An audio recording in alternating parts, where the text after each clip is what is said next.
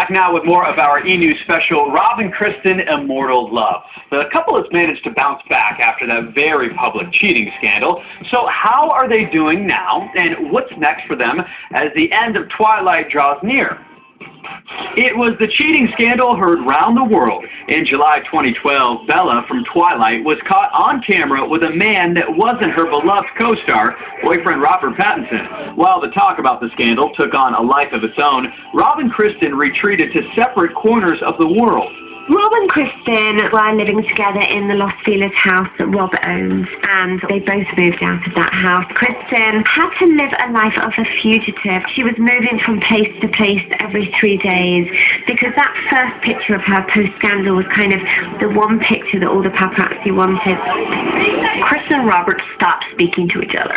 Robert sort of went into hiding. He went to Ojai. He was staying at Reese Witherspoon's house. For a long time, Kristen was really trying to reach out to Rob, but he was not having it. In August, the vampire was forced to come out of his cave to promote the film Cosmopolis.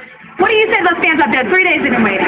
No, I mean, it's amazing. And if they like the movie, it's even more amazing. Because it's very different sort of genre from the original stuff. He was kind of the first one up in front of the media. He went to New York. He did The Daily Show with Jon Stewart first. I thought you and I could bond over this.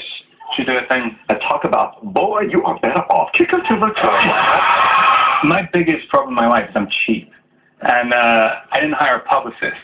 After he subtly addressed relationship rumors on The Daily Show, the next day, the awkwardness for our paths continued on GMA. I've never been interested in trying to sell my personal life. Is there any way to get used to all this?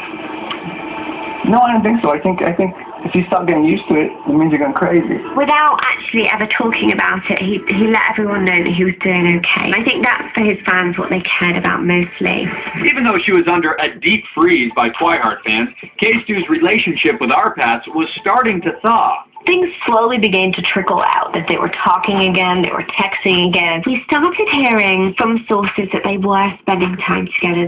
August 21st, Stewart emerged in L.A. for the first time since the news broke, wearing Rob's hat. 2 weeks later, on the way to the Toronto Film Festival, she was spotted wearing his T-shirt. Of course, had us all questioning, why is she wearing that? Is that her message to him, her message to us, or no message at all? Whatever it was, she was clearly going into his closet and saying, you know, this is my connection to you. I want to wear your clothes. I want to wear your hat. I still love you. One thing about Rob and Kristen is they are aware of those subtle messages, how loud we hear them. By October, there were pictures to confirm that Robston reunited. The fact that there are photos of them together says, yes, we're probably getting back together.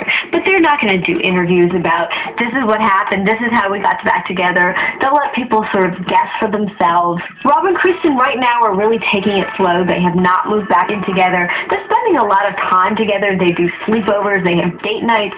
It's really like the beginning of their relationship again. Is the reconciliation because of the film, or, it's like begging the question. Who can deny that, obviously, it's not going to hurt to have all this attention around this final film that they're both starring in. I don't think anything is really being manipulated on purpose. I just think it's highly convenient for everyone involved. Ultimately, this is a couple who has always done what they want to do. They live their lives how they want to live. So despite the fact that producers and the studio probably would love them to get back together, that probably had little bearing on what they were actually doing. We'll have to wait and see whether they last, whether this relationship can survive is when they both go off and do separate films at separate times.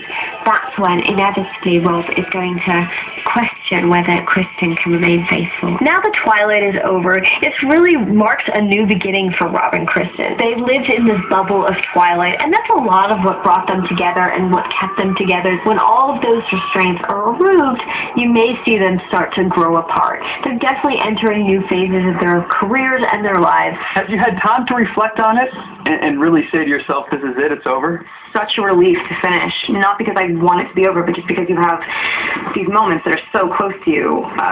So many beloved moments that are spread out over the course of 5 years, and they weigh on you. And so to have the story out and completely told feels amazing. I haven't said it yet. Really? Yeah, I thought it had, but it hadn't. I think it's going to be so strange when I don't actually kind of contractually have to talk about Twilight anymore. It's going to be so weird.